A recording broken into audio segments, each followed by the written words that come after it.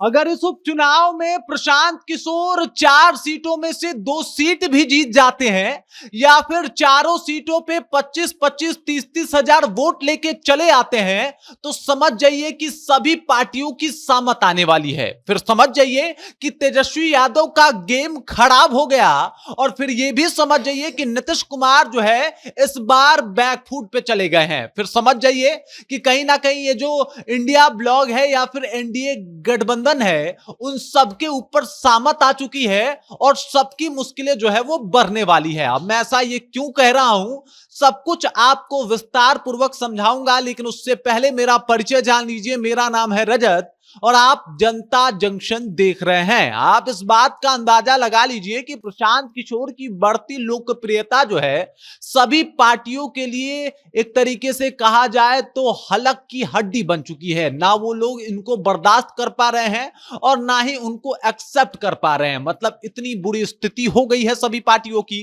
कहीं ना कहीं जब से प्रशांत किशोर ने जनसुराज पार्टी बना के चुनाव लड़ने की घोषणा की है, तब से सभी पार्टियां बस इस कोशिश और इस प्रयास में लगी हुई हैं कि देखिए, चाहे जो भी वोट लेके आए प्रशांत किशोर, कम से कम मेरा वोट तो ना कटे। और अगर इस उपचुनाव में दोनों ही दलों के वोट काटने में सक्षम हो गए प्रशांत किशोर, तब कहीं ना कहीं ये दोनों दल, चाहे वो इंडिया ब्लॉक हो या फिर एनडीए गठबंधन हो, उनको विचार करना पड़ेगा कि इस प्रशांत किशोर से कैसे छुटकारा पाया जाए। क्योंकि आप समझ जाइए कि अगर 30-30 हजार भी वोट वो चारों सीटों पे लेके आते हैं, 20,000 भी लेके आते हैं, तो एक बहुत बड़ा आंकड़ा होता है विधानसभा चुनाव में।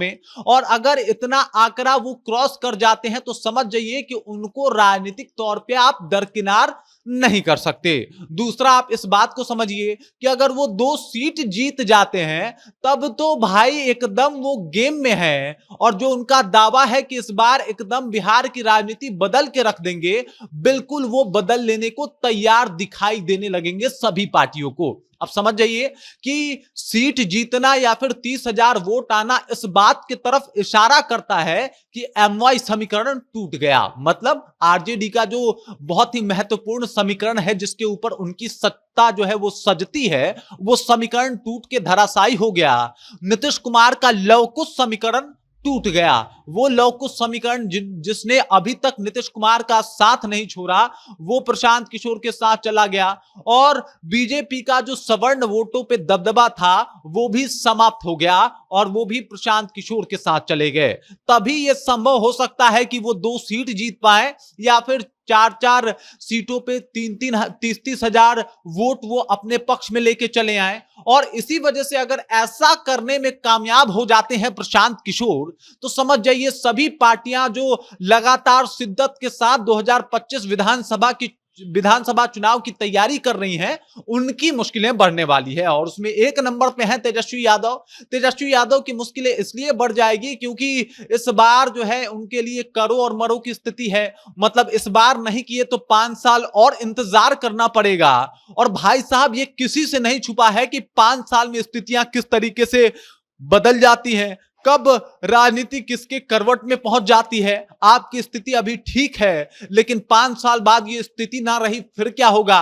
फिर तो बिहार की राजनीति में कल्पना करना भी मुश्किल हो जाएगा। तो ये तमाम चीजें हैं जो तेजस्वी यादव के लिए एकदम मुश्किल खड़ी कर सकती हैं अगर एमवाई समीकरण टूटा और वो प्रशांत किशोर के साथ चला गया तो। दूसरा, समझिए कि अगर ऐसा हुआ कि 30-30 हजार वो वोट हर एक विधानसभा से, यानी चारों विधानसभा से लेके चले आए, तो आप समझ जाइए कि नीतीश कुमार का लौकुश समीकरण गया। और अगर कुशवाहा वोटरों को ये अपने तरफ आकर्षित कर लिए और उधर बीजेपी के कोर वोटर जो सवर्ण माने जाते हैं, उनको अपने तरफ ये खींचने में कामयाब हो गए, तो आप समझ जाइए कि फिर सामत आन पड़ी है सभी पार्टियों की। क्योंकि प्रशांत किशोर जो माहौल बनाए हैं, जिस तरीके से वो अपने आप को दिखा रहे हैं, वो तो यही कह रहा है। लेकिन अंतिम निर्णय 23 तारीख को हो जाएगा कि बिहार की राजनीति में ज्यादा प्रासंगिक कौन है, नीतीश कुमार हैं, तेजस्वी यादव हैं या फिर प्रशांत किशोर हैं। और अगर ऐसा करने में कामयाब हो जाते हैं प्रशांत किशोर,